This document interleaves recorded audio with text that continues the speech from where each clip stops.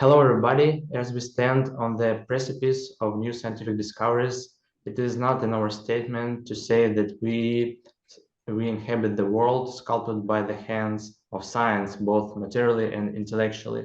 And the pioneering work in the realm of click chemistry, the field that has revolutionized our the way we understand and interact with the molecular world, is a testament to this truth.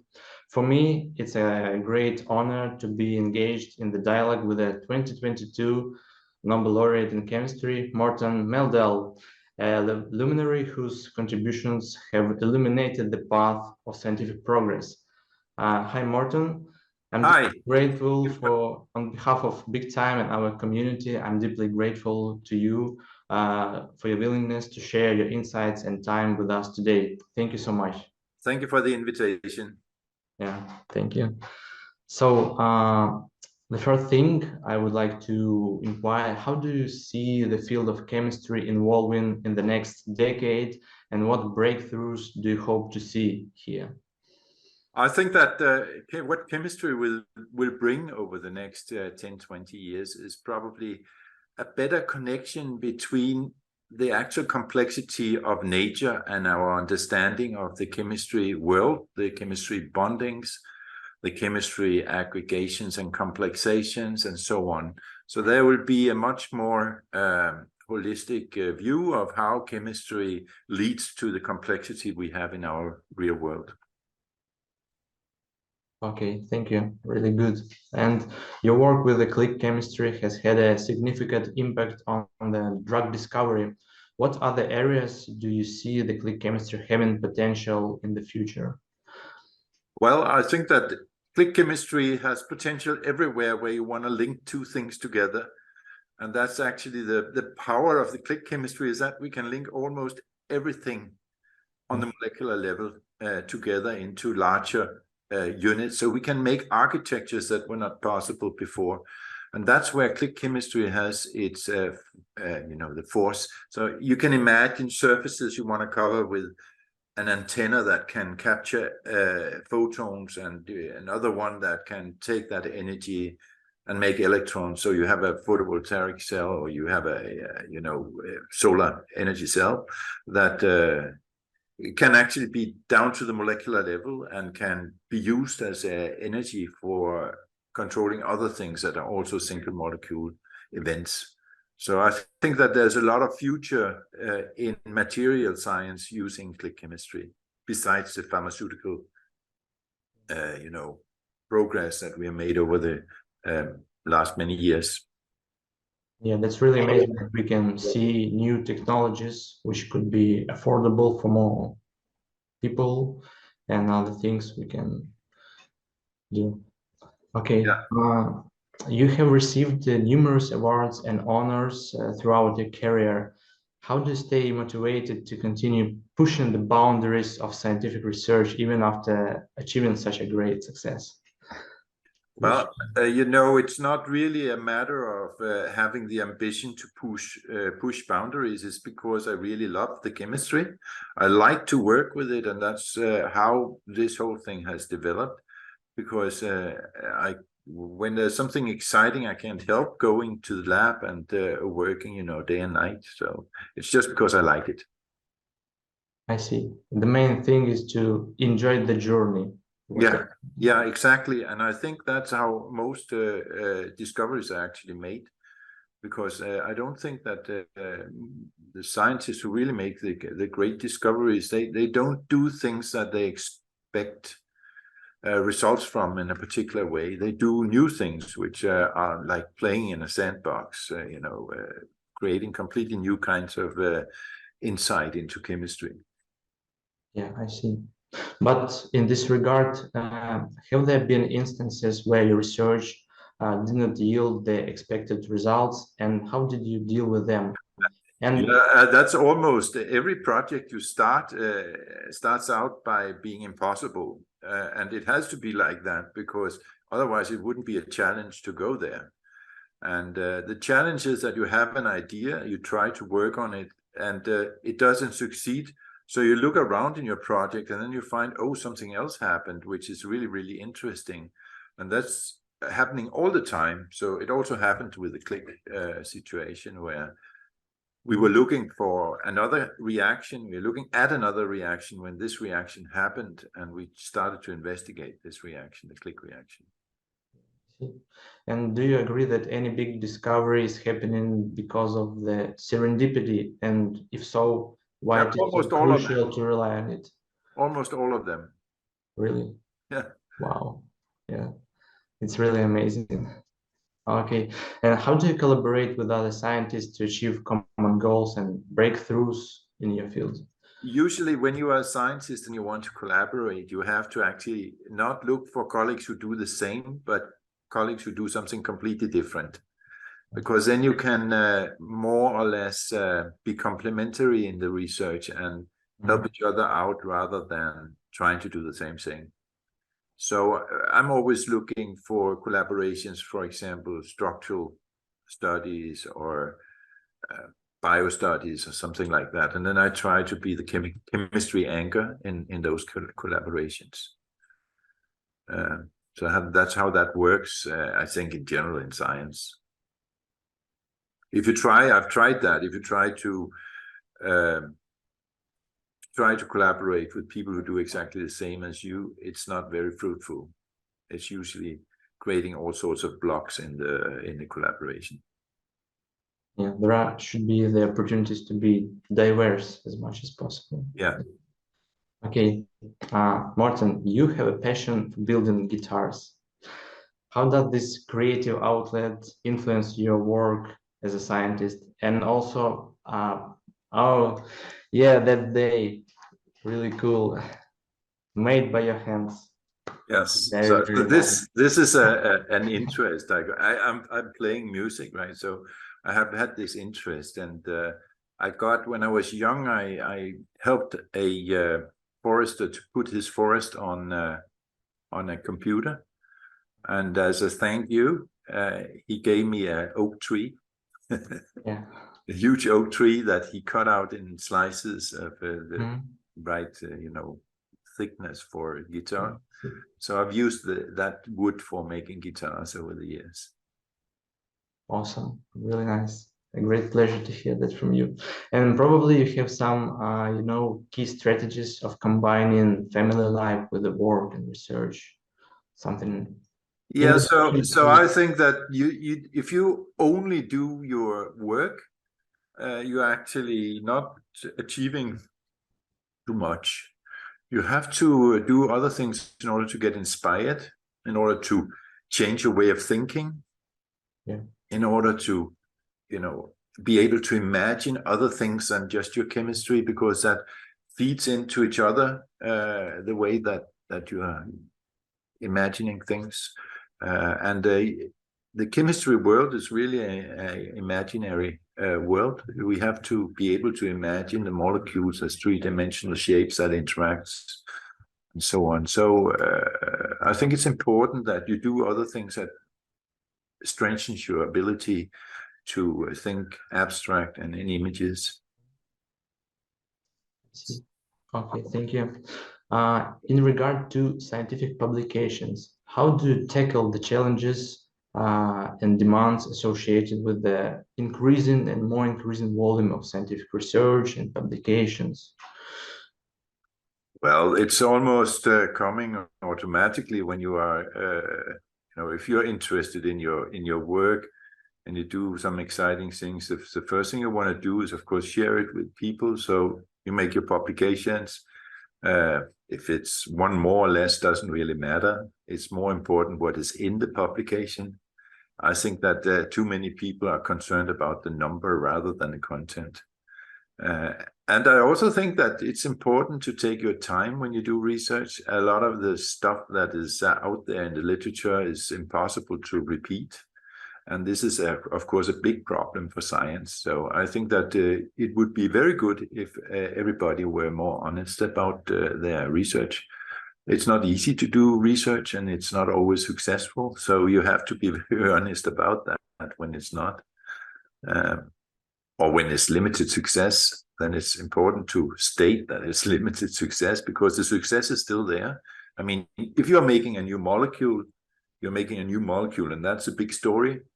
It's a much smaller story whether it was made with 5% or 90% yield, because the big story is you have a completely new molecule that probably never existed before in the universe. It's always a matter of taking the time for quality research. Yeah. As sometimes scientific publications are, if we take the matter of low quality publications, it means that people are not, we see that people not paying too much attention to their research, actually. Yeah, and low quality publication has nothing to do with with the future discoveries, probably. No, with the quality, general quality of the journal, and general quality of the actual publication is not always coherent. Yeah. In terms of citation index, for example. Yes, you're right. That's true. Okay. The current rise of artificial intelligence, are you observing anything, and how do you think it may have an impact on the further development of chemistry as well? There's no doubt that chemistry is probably the place where artificial intelligence can do most good, but also probably a lot of bad. But I think that we should be very careful with artificial intelligence, in particular because artificial intelligence is not only good for chemistry, it's also excellent for making very swift surveys of data in the defense industry, in the defense, in the conflicts that occur around the world. And if we should utilize that optimally, or if one should utilize that optimally, you have to give the program some decision-making capacity. And I think that is extremely dangerous, and that's going to happen probably. So I think that artificial intelligence can be extremely good in handling data and searching out patterns in your data collections and so on. But I also think that there's a real danger that we have to consider before we get too far into it. I mean, we already have let the devil loose here, so it's going to be... But in any case, it's not a matter to replace humans with artificial intelligence, because I think it's going to be supportive to humans. I mean, every single discovery over time has proven ability to help people and ability to be used in a bad way, and it's all up to humans how we are actually utilizing technology. So the technology itself is not good or bad.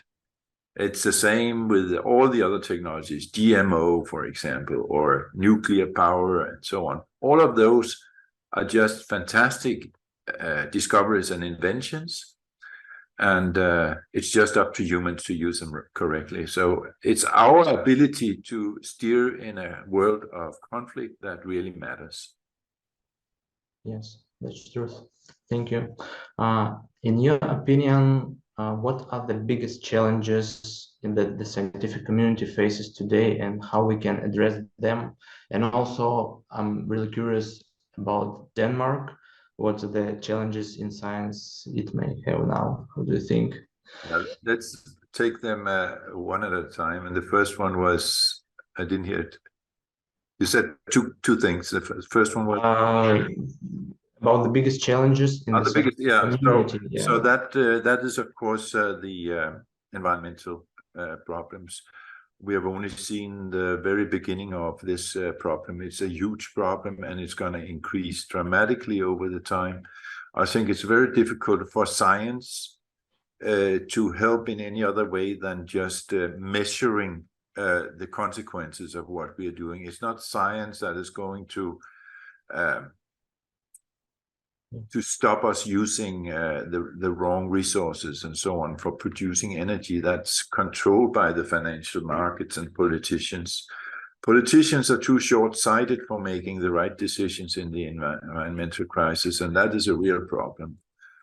So because of re-election, or because they are not having enough brain capacity, I don't know what it is, but we don't do what we should do in order to prevent the disaster that is ahead of us. So I think that chemistry can, of course, offer some help. Science can offer some help with renewable energy technologies. It's going to come too slow for the actual rescue of many people. There will be a great suffering because of this. Is my belief. It's not because I don't want to be positive. It's because I'm just looking at the reality right now.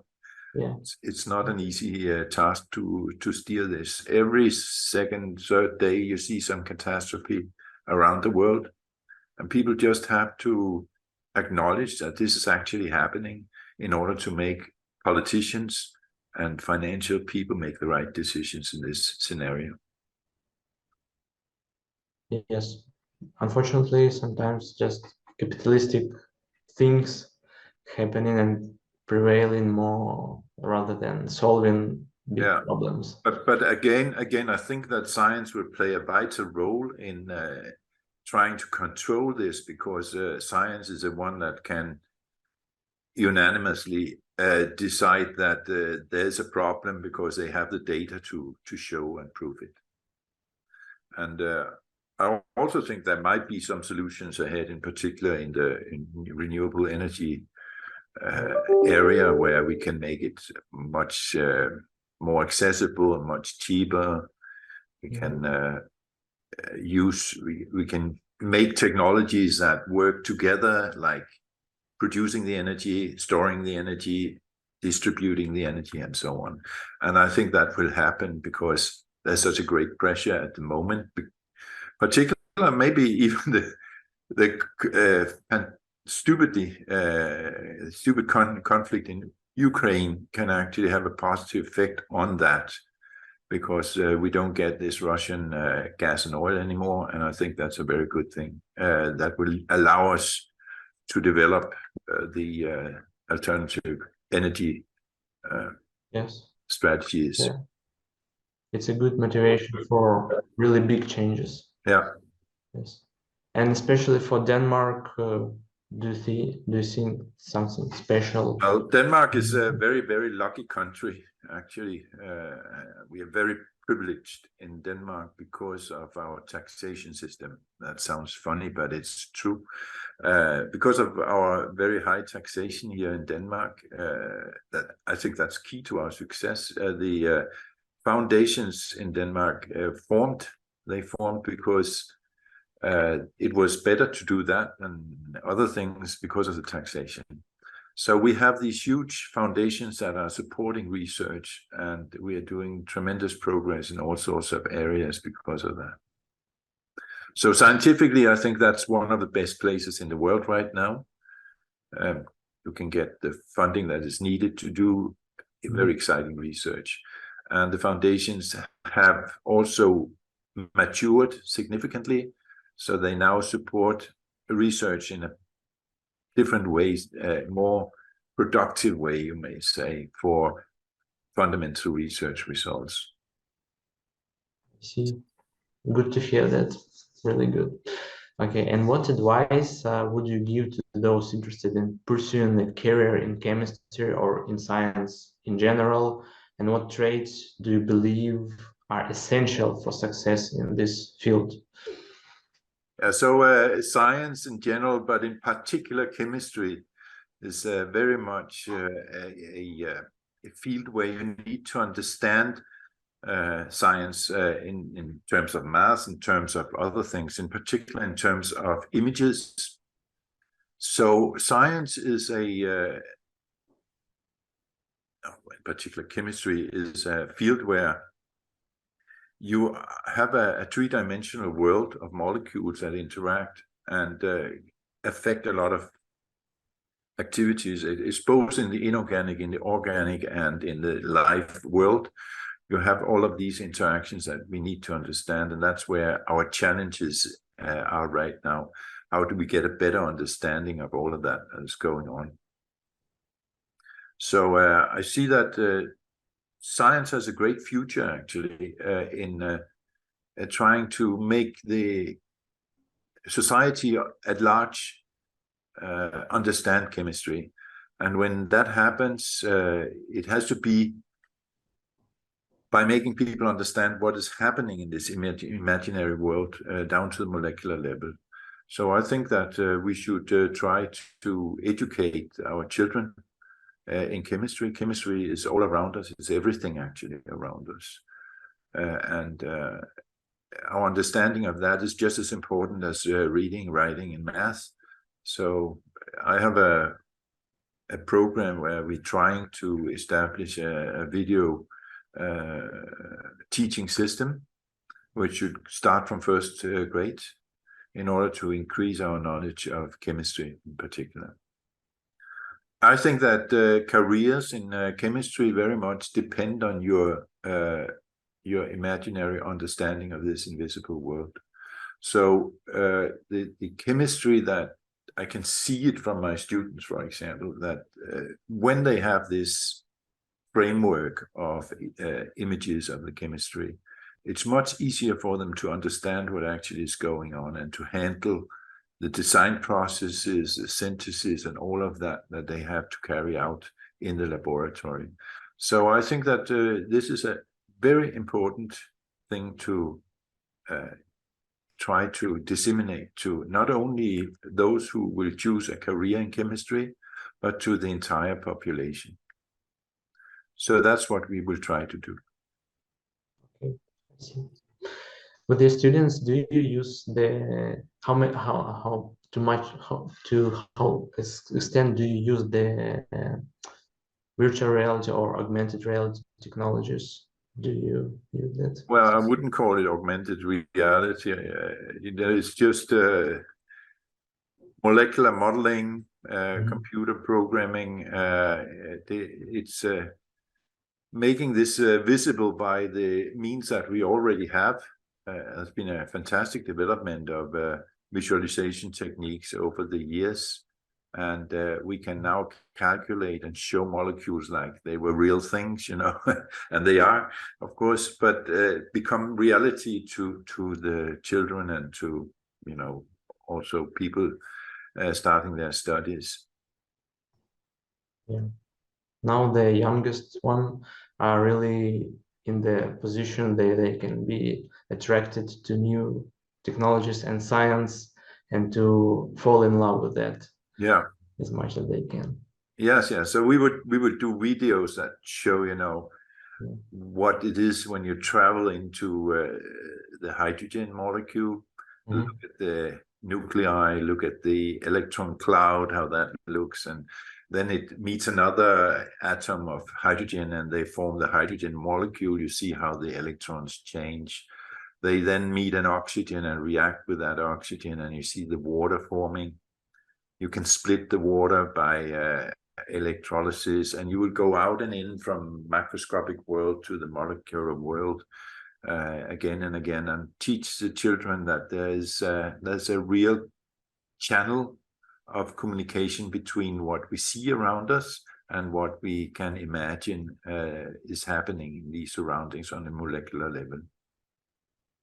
I see. That's fantastic. Okay.